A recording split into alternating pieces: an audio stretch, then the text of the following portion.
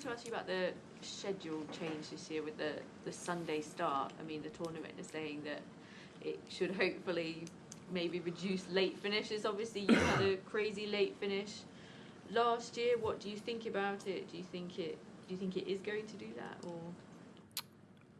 I don't think the Sunday start will change the late finishes. I think they're on centre court. They're having 2 matches in the day, 2 matches in the evening.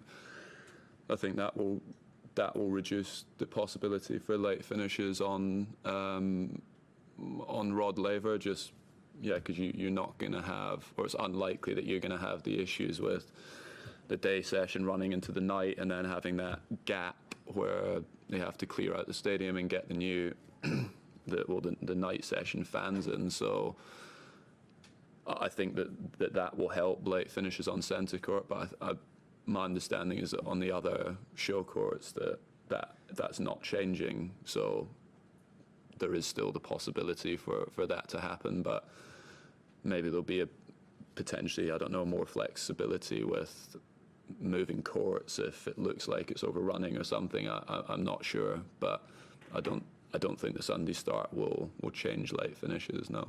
It seems like maybe there is a bit of movement now to address this, where maybe before there's been talk but not really any action.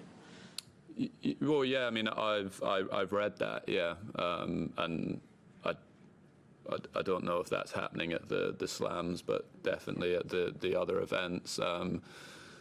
Which is really good, because we've obviously, I've spoken about it, but I've heard lots of players and the media obviously discussing it for a long time, and it just makes sense. It's a very obvious thing that needs to change.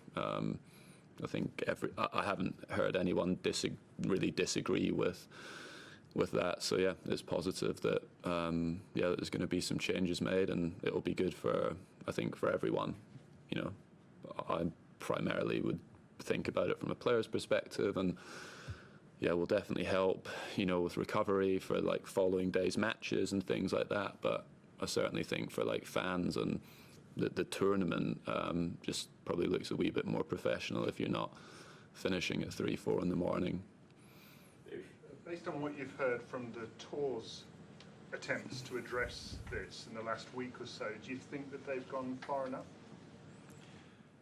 I think we probably just need to see how it works out. I think it's really positive that they're trying to make a change, and let's see. I think that's the main thing, is that there's sort of an acceptance now that yes, this is a problem, we need to do something to address it, and they've made changes to try and do that. And let's see, if it doesn't, then I'm sure then there will be scope to, I don't know, move the start times to, I don't know, or the latest start times to 10 o'clock instead of 11 or whatever. But this is a good step, and I think the players will be happy with it, and hopefully it works well. And you talked a bit at the end of last year about not enjoying the way you were playing tennis, and kind of at Kooyong the other day, it looked like you were almost making a conscious effort to enjoy yourself a bit more. Has there been a bit of a mindset change in terms of making sure that you are still enjoying it out on court, and do you feel like you're in a better place to enjoy tennis at the moment? Yeah, I definitely feel like I'm enjoying it better. I think some, part of that is obviously, is like the mental side of it. Tennis is a difficult game in that respect. When you're struggling and you're obviously out there on your own, it's it can be difficult at times. So part of it is that, and also the way you're playing, and when you know that you're capable of doing more than what you are. If you're not happy with the way you're hitting forehands and backhands and serving and those sorts of things, there's like the technical aspect as well. So sort of fixing some of those problems has helped me feel better on the court, but definitely some focus on the mental side as well, and reframing the way you look at things definitely helps. Is there an element of sort of fake it till you make it? make yourself smile even if you're not feeling like it, and hope that No, I won't be out there giggling on the court. That won't be happening. It's just it's more about how you're dealing with frustration and disappointment and everything when you're playing. I don't see.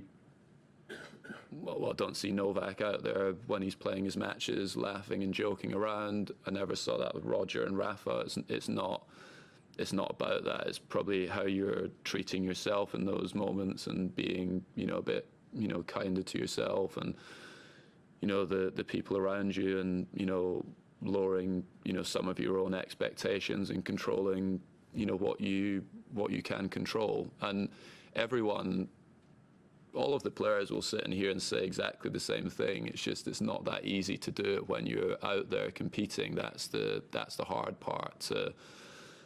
Just to, focus on the next shot, the next point. It's a very easy thing to say. We all know it, but doing it is difficult. When I was younger, it was something I found. I obviously always got frustrated on the court, but I always felt like in the really important moments that I was always competing very well. And last year, I was getting frustrated, and then was not competing well in the important moments, and that's something that I hope to change this year. Two more wins, Ben and Son. And I'm just curious for you. Obviously, you've been on tour a long time, and what happened in Brisbane, for example, where you lose a match to a guy who goes on to win the tournament. I'm wondering how much, after you were out of the draw, having the person who you lost to have a great or better than expected result run through the draw makes you at all feel different about a loss, re-examine it, not just what happened in Brisbane, but as a general sort of pattern through your career. Yeah, I mean, I don't know. My coach actually asked me that. The day after Grigor won in Brisbane, and he actually asked me that question. He was like, how do you feel about that? And I was like, I was happy for Grigor, but I don't really care that much. Obviously he played very well that week, and against me he served extremely well, and certainly the day after the match, when you've cooled off and had time to reflect on it, I wasn't sitting there going, oh my god, this is a terrible start to the year, I played really badly. But yeah, obviously still frustrating to lose the match, and draws can always play a part in how you go and how you perform in tournaments. And maybe after that match, you can look back and go, okay, that was a tough start to the year. I actually played pretty well, and I tried to keep building from there. It's probably slightly different if if I got killed 1-1 in the first round, and he went on to win the tournament. Doesn't really mean much because you weren't close. There's probably lots of things you need to do better in your game, but I was there at 6-4, 3-4, 30 all, and had a second serve look. So I was pretty close, which is probably a good sign. Last one, sorry. I wasn't at the two Echeverry matches he played last year, but I seem to remember he makes it quite physical. Is that what you're expecting?